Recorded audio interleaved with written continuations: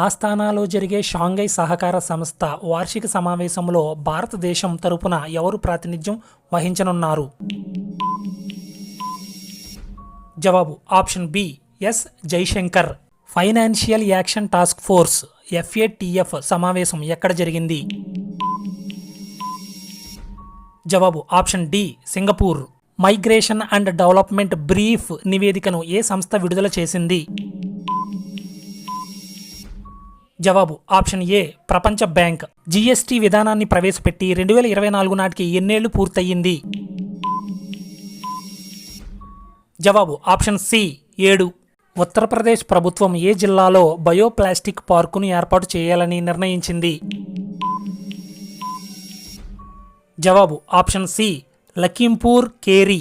ముఖ్యమంత్రి మాఘీ లడ్కీ బహిన్ పథకాన్ని ఏ రాష్ట్రం ప్రారంభించింది? జవాబు ఆప్షన్ ఏ మహారాష్ట్ర. 12వ విశ్వ హిందీ సమ్మాన్ అవార్డు 2024కి ఎంపికైన ప్రముఖ రచయిత్రి ఎవరు? జవాబు ఆప్షన్ బి ఉషా ఠాకూర్. పెంచ్ టైగర్ రిజర్వ్ ఏ రాష్ట్రంలో ఉంది?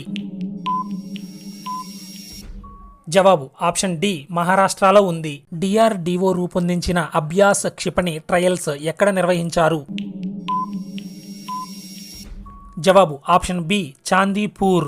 T20 ప్రపంచ కప్ 2024లో అత్యధిక పరుగులు చేసిన క్రికెటర్ ఎవరు?